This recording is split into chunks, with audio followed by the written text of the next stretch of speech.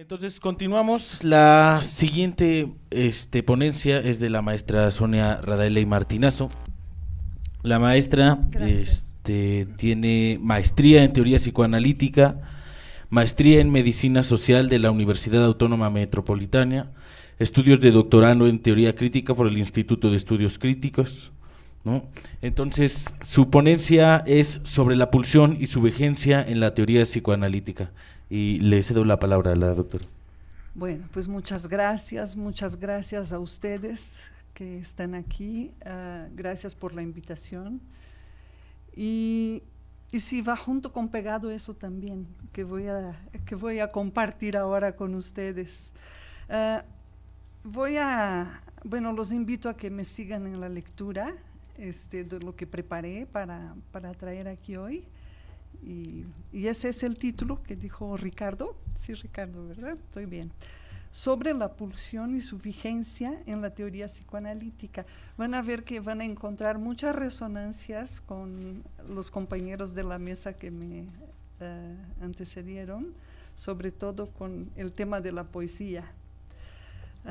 Bueno, ¿por qué proponer en una actividad sobre la vigencia del psicoanálisis la lectura de un concepto oscuro, quizá obsoleto, como es el de pulsión?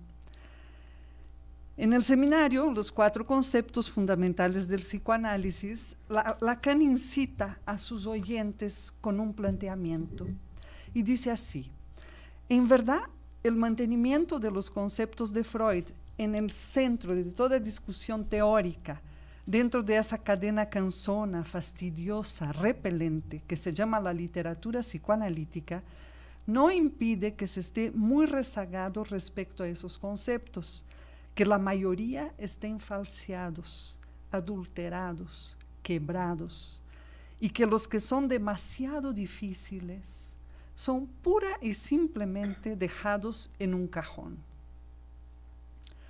Fin de cita. Hay que recordar que en este seminario uno de los conceptos de los que se ocupa Lacan es precisamente el de pulsión. Está el de transferencia, está el de pulsión, está el de inconsciente y está el de repetición. Son los 4 conceptos que trabaja en ese seminario. Si abrimos ese cajón, vamos a encontrar en él que la pulsión fue un asunto mayor para Freud. Lo ocupó a lo largo de toda la construcción de los pilares del psicoanálisis. En cada ocasión, Freud tenía preguntas acuciantes por responder. Por ejemplo, algo que Freud se preguntaba incesantemente era de dónde el ser humano sacaba fuerzas para vivir, o cómo se constituían los síntomas neuróticos.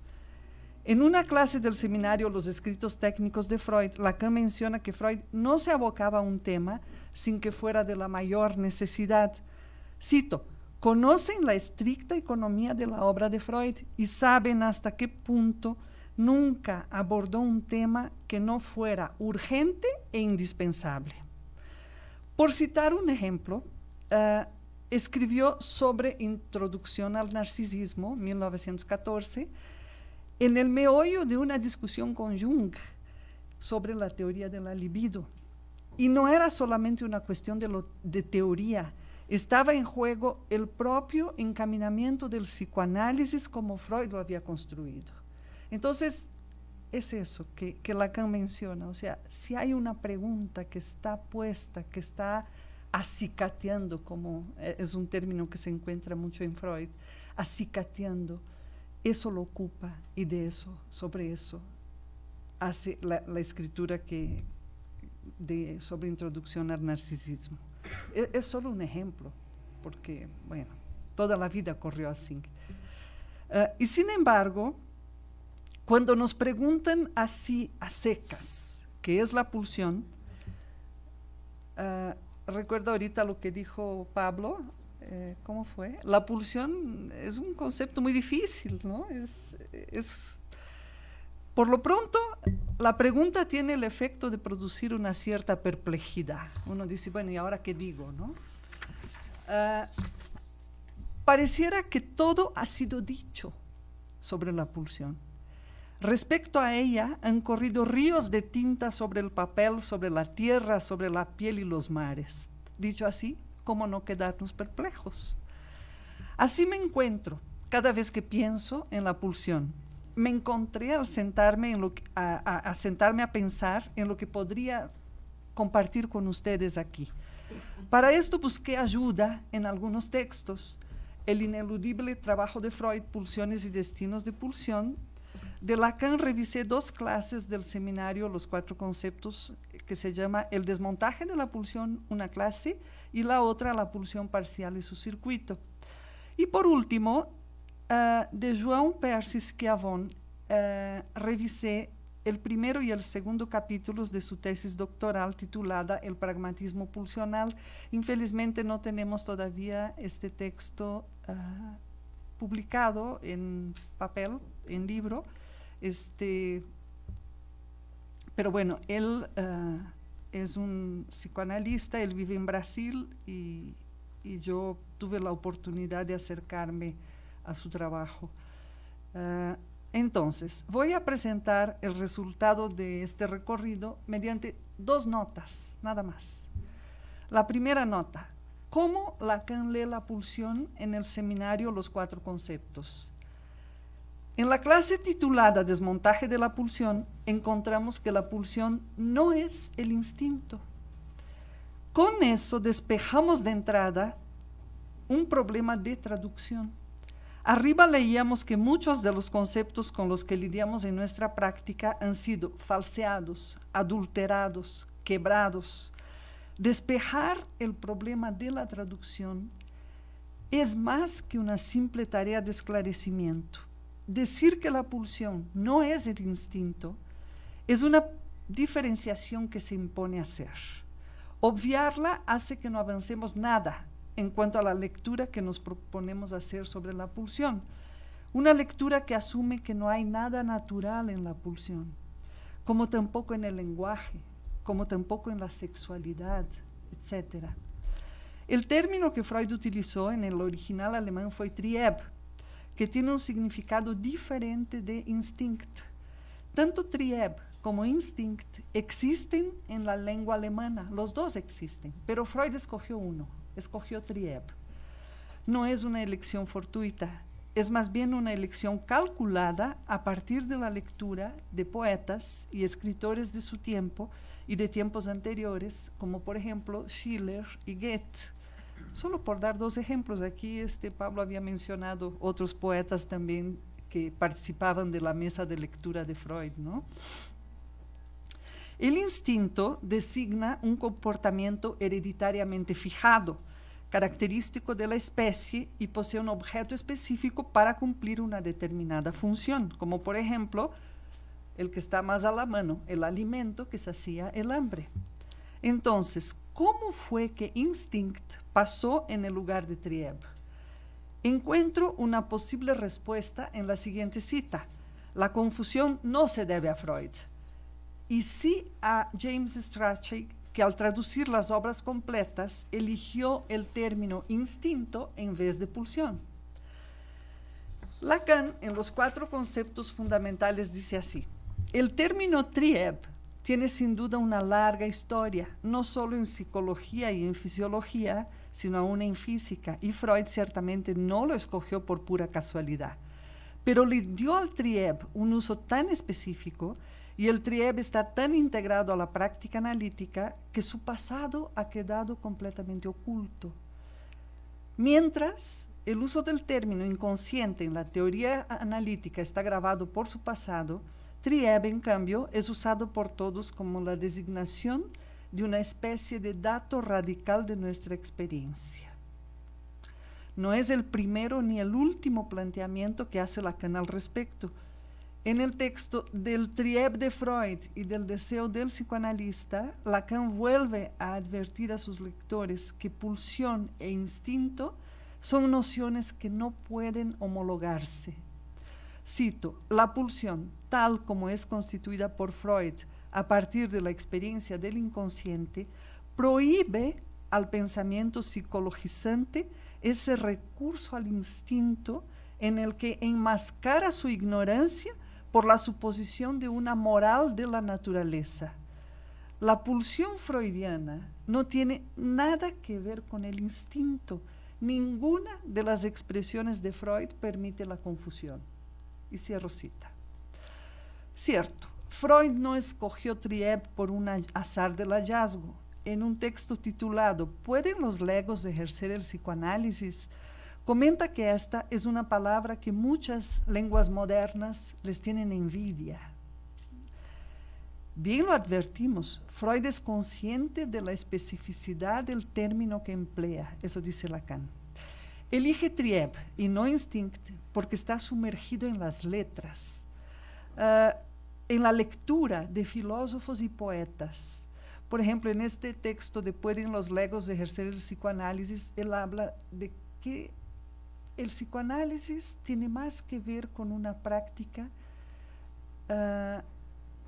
ubicada en la Universitas Literarum.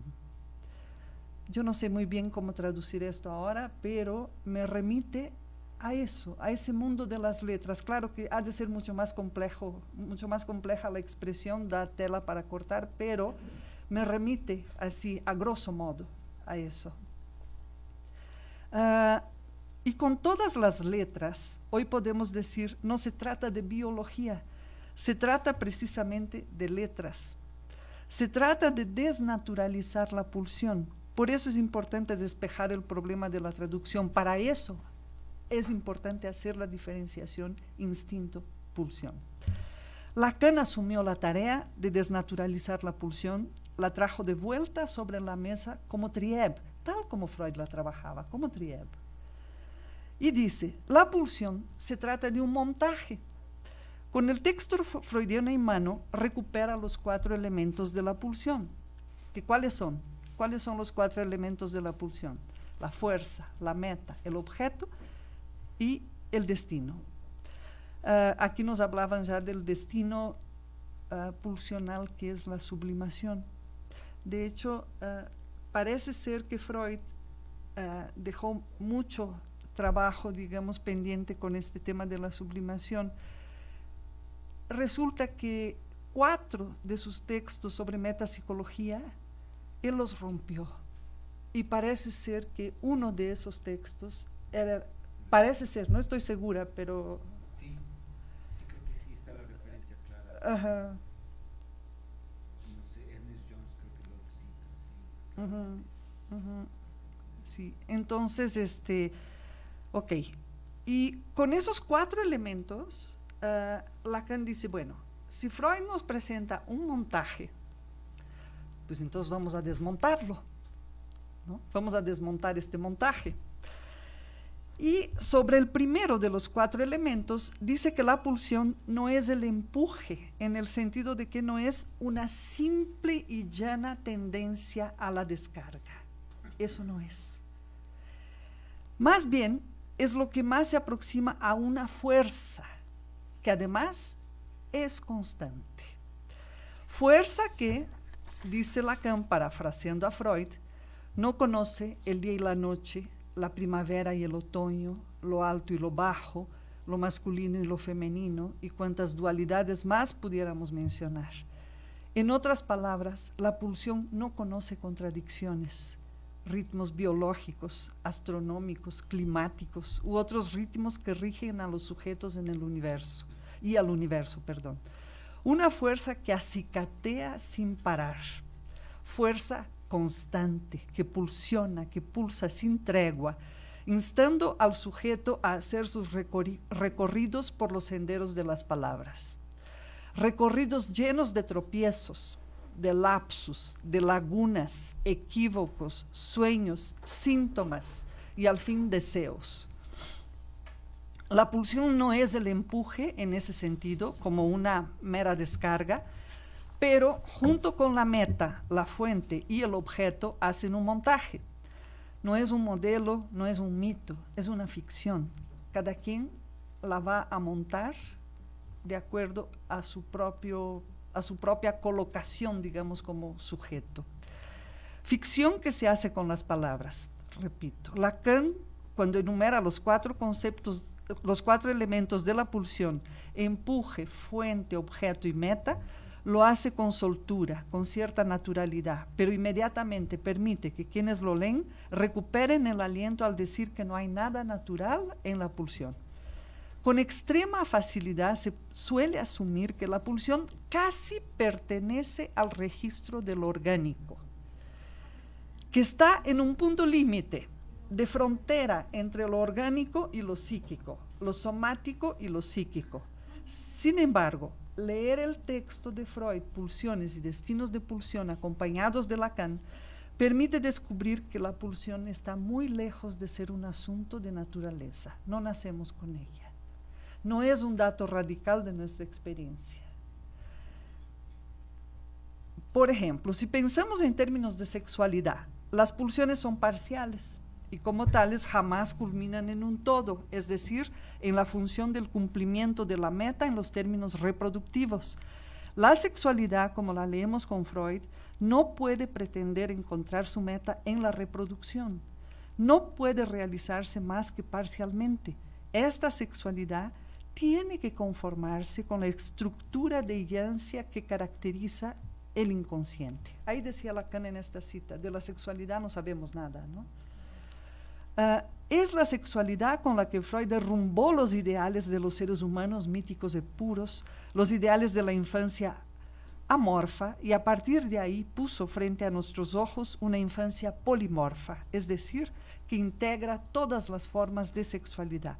Una sexualidad que tiene que conformarse con que solo se realiza mediante un cifrado, un trazado con las letras.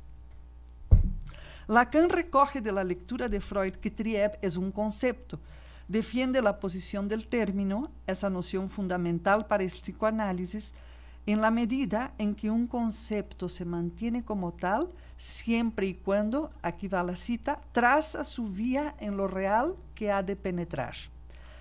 ¿Será que podemos abusar un poco de este planteamiento y decir que la propia pulsión es esto? Que la propia pulsión traza su vía, bordea un arco. Eso está en la clase segunda, esta clase que mencioné al principio, que se llama, se me olvidó el nombre, la pulsión parcial de su circuito. Traza un arco, ahí Lacan explica cómo traza este arco.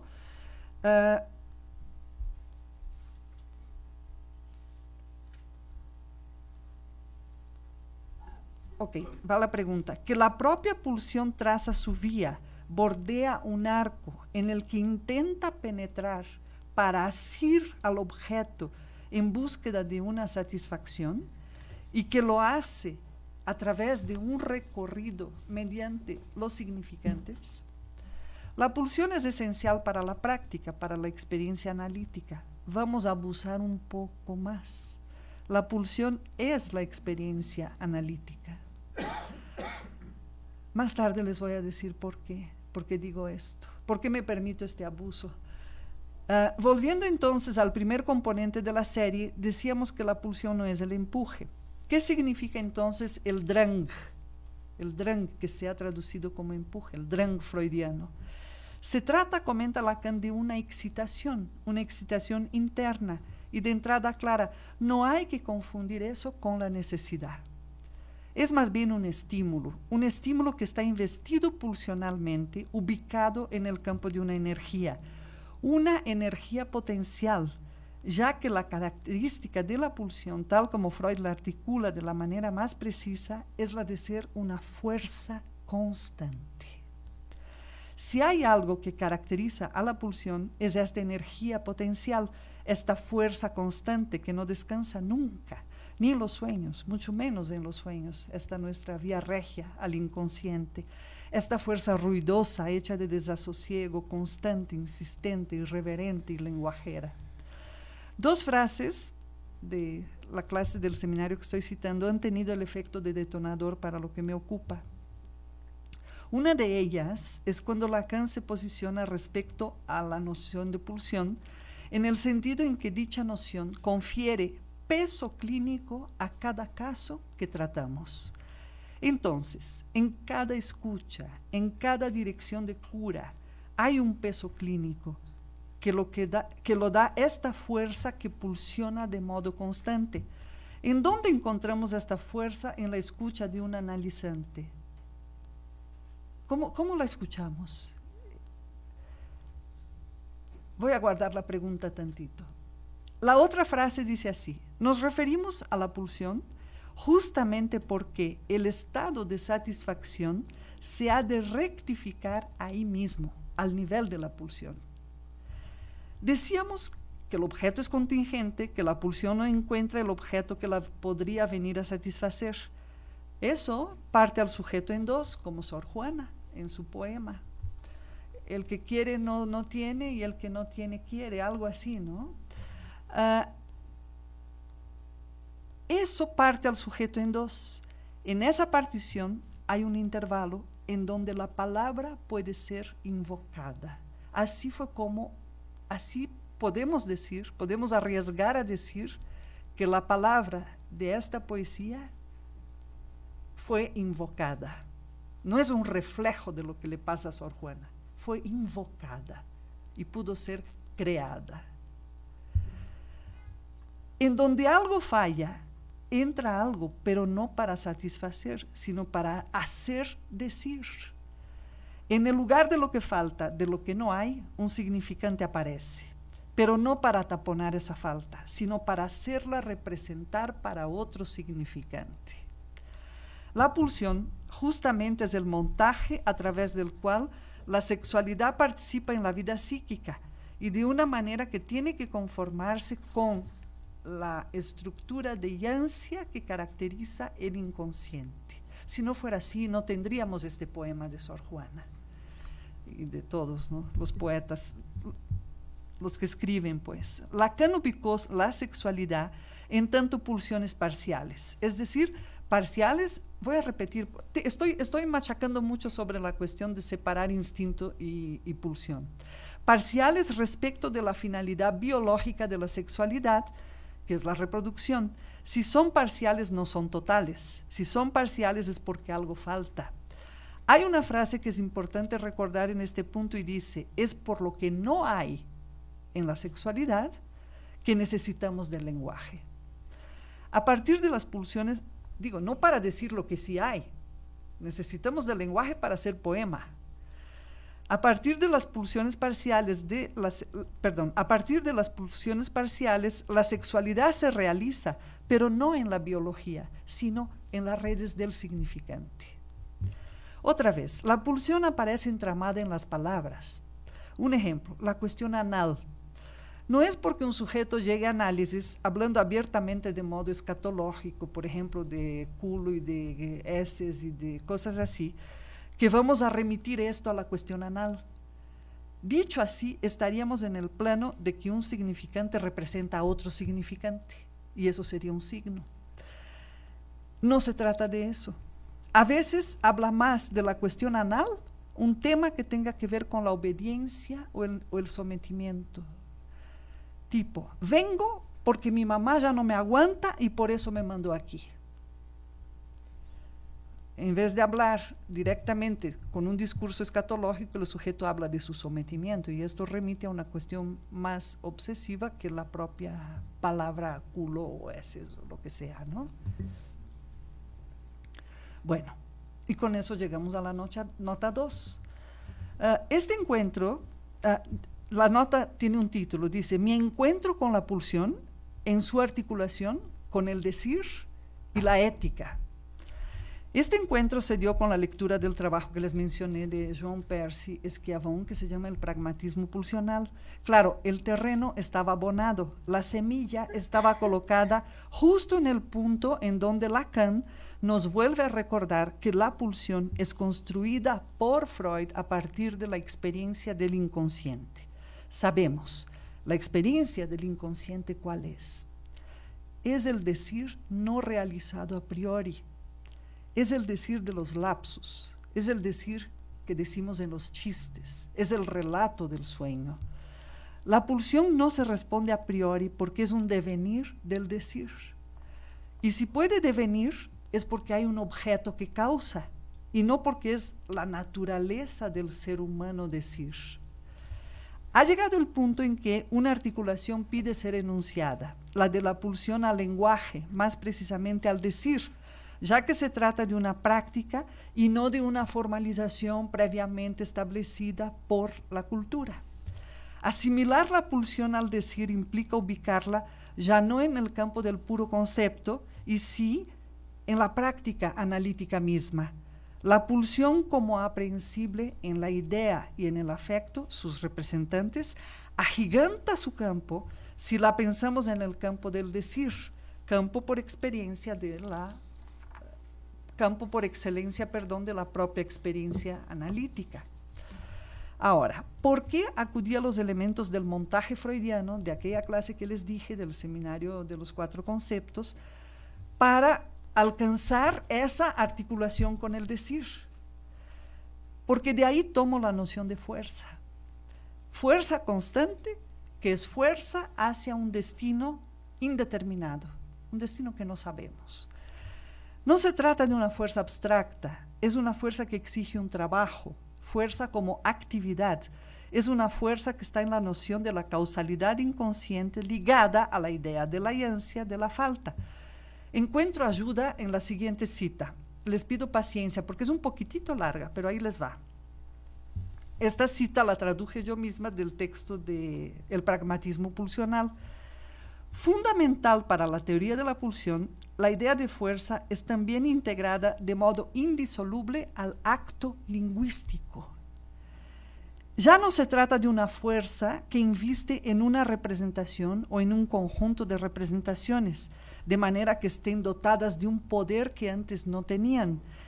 Si es un acto del lenguaje, ya contiene en sí mismo la tensión que lo lleva a que se realice. La tensión, la intención, la fuerza son inherentes a la acción de hablar o de escribir. No se diferencian de la articulación de la palabra. No existe fuera de su efectuación. Cierro la cita. La pulsión existe cuando un sujeto habla. No se trata de que esté ahí la pulsión aprehensible, lista para que la tomemos, inmóvil, esperando solamente que la encontremos en su origen. No, no es eso. Por eso no se trata de definirla como un concepto natural, inamovible, dado y determinado de una vez y para siempre. No, la pulsión es errante, la pulsión es nómada en su fuente, el destino pulsional es incierto, el objeto es contingente, es indiferente. Es el trabajo del decir, la fuerza del decir, lo que permitirá hacer un recorrido por la trayectoria de la subjetivación y desubjetivación. Otra frase de ese texto del pragmatismo funcional. Pulsional. Es que hay algo que opera también en términos de una manera de hacer funcionar la pulsión. Es pragmatismo pulsional, perdón. Hay que decir que la pulsión, al igual que de su práctica, el análisis, lo mismo que Lacan dice del inconsciente, que su estatuto es ético, no óntico, como experiencia, como devenir. En ese sentido no se trata del ser, no se trata de un dato de la realidad a secas, se trata de una práctica con un objeto que causa y un sujeto que habla. La práctica del análisis es la práctica del decir, la práctica de la pulsión es el análisis. Cito a Schiavon: sí, el campo pulsional es igual al campo analítico. Lo analítico esposa lo pulsional. Son una y la misma cosa, pero lo pulsional precede lo analítico. Por una razón muy sencilla: el análisis es uno de sus inventos. Ojo, el análisis como invento de la pulsión. Dicho de otro modo, de ella deviene, del deseo de Freud, por ir atrás de aquellas preguntas que enuncié al inicio. ¿De dónde el ser humano saca la fuerza para vivir? ¿Cómo se constituyen los síntomas neuróticos? Ahora, ¿por qué ético? Porque si hay una fuerza constante que es fuerza al decir y no se actúa ese decir, entonces estaríamos matando al propio decir. Les voy a contestar a esta pregunta con una cita estremecedora que el autor toma del Matrimonio del Cielo y del Infierno de William Blake, y dice así: quien desea y no actúa genera pestilencia. Otra: antes mata a un niño en su cuna que alimentes deseos que queden sin realizar.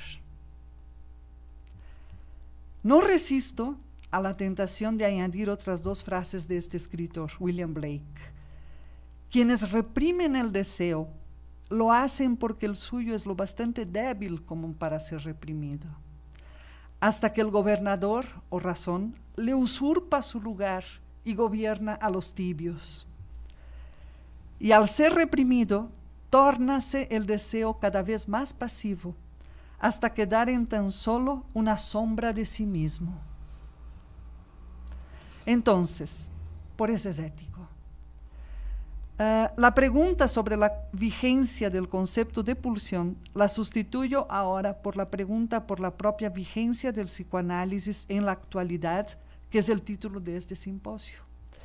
Y lo que lo hace vigente es precisamente el no abrir mano al deseo que se activa en cada escucha, no alimentar deseos que queden sin realizar. Esta es la posición ética que reclama cada análisis. Bueno, muchas gracias.